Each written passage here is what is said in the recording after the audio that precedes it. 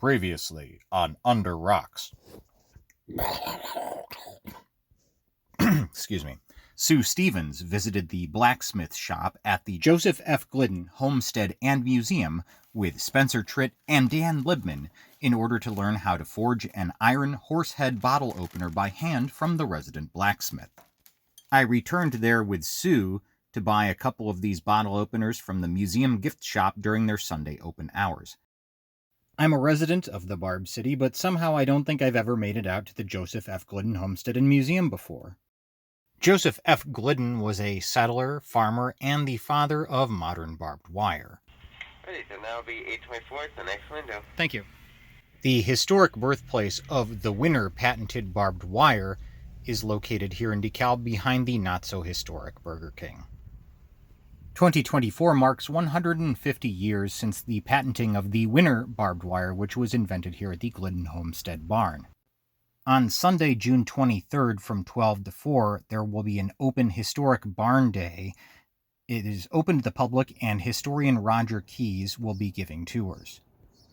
Later in September, there will be the Barb City Barbed Wire Weekend, September 28th and 29th, and you will be able to attend an expo at Altgeld Hall, or the Castle Building here on the NIU campus. Many folks are acquainted with the Elwood House Museum. The Elwood House belonged to one of 3 barbed wire barons that lived here in the Barb City, and the history of barbed wire is a bit convoluted. But Joseph F. Glidden was awarded the patent for the winner, and this display in the basement of the Joseph F. Glidden Homestead Museum shows the history of barbed wire. I was only here for a few minutes, but I was able to film this walkthrough. Hopefully you should be able to pause the video at any time to read the information in the displays. I do believe I left out a couple of key displays that were in the lobby, but so it goes. Sue was kind enough to share additional audio that she recorded for Under Rocks. It provided some relevant narration about the history of barbed wire, although I'm afraid it probably won't align properly with my walkthrough. So I will turn over the reins of this audio and video tour to Marty O'Connor. I'm Marty O'Connor, and I'm the lead blacksmith at Docent. Here at the homestead, we like to focus on local history that had happened right here and talk about the people and the industry of barbed wire. The barn out east here is where he made his first wire. Well, that had been on a lot of people's minds at the time. I can show you down here in the visitor center an original piece of Henry Rose wire that was demonstrated at the DeKalb County Fair.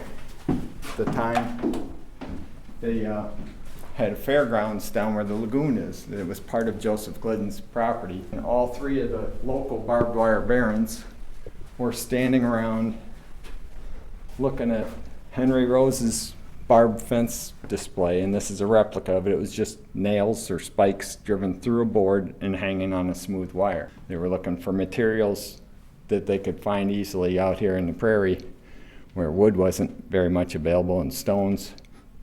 So they looked for smooth wire and different types of wire fence for a long time, but the cattle would just push it down without the barbs. So Rose had this idea, and the story goes that 3 men, Jacob Hayes, Isaac Elwood, and Joseph Glidden, were standing there looking at it, and one of them said to the other, I think it'd be better if the barbs were actually on the wire. And they kind of went home and started developing their own ideas for it. And one of Joseph Glidden's first ideas was to just wrap the wire around with points sticking out and try to set it with a hammer so they'd maintain their spacing.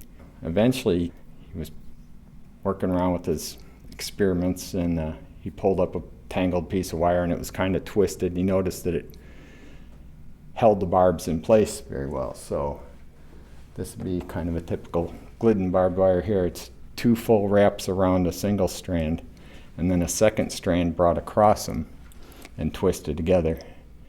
and that holds the spacing and holds them in place. Jacob Hayes began selling Osage orange seed because that was the popular thorny hedge that they could plant real thickly and keep cattle out. Most of it was keeping the roaming cattle out of the gardens and the crops at the time. Joseph's wife was really upset that her cow Brindle kept moseying into the flower bed and eating vegetables and knocking down flowers. She was complaining to him a lot, and he was, in the meantime, stealing her hairpins. He built a little log cabin inn, be sort of the grain teamsters that were taking their wagons into Chicago or the Fox River, any place they could get shipment, usually by barge at first before the railroads came. So there were a lot of these little inns. Russell Huntley had one at First and Lincoln, where the old Elks Club Mayo House is. He had a cabin there very similar. So they had these spaced every couple of miles on the country roads. Garfield Farm was once an inn for people making the passage. You've heard of John Warren Gates, Bet a Million Gates. He got into the barbed wire business by networking. His mom talked to her cousin to see if he could get a job out here in DeKalb when wire first began, and then he became their really influential salesperson that really sold the territory in Texas with the demonstration down there. Then he wanted a partnership and wasn't granted a partnership, so he went off and started doing what they call bootleg barbed wire that wasn't licensed or paying royalties to the monopoly that Elwood and Washburn Moen were working on. They were buying up all the patents they could so they'd have all the rights and they could monopolize and charge everyone a royalty. Joseph Glidden, actually on this day in 1876, so it was barely 2 years since he started wire, that right away he partnered with Isaac Elwood. He sold him half of the interest in his patent. And then 2 years after that, on this day in 1876, he sold the rest of it to Washburn Moen with a kind of a contract to collect royalties. I don't remember the rate that he was getting per 100 pounds, but that went on until 1892. He made a fortune off of just royalties. Thanks for watching, and I hope you enjoyed it. I hope to have more barbed wire content to share with you, since this is a remarkable year in the history of barbed wire here in the Barb City. So come check out the Glidden Homestead and Historical Center here in DeKalb. And of course, please like and subscribe to @CremDementia on YouTube.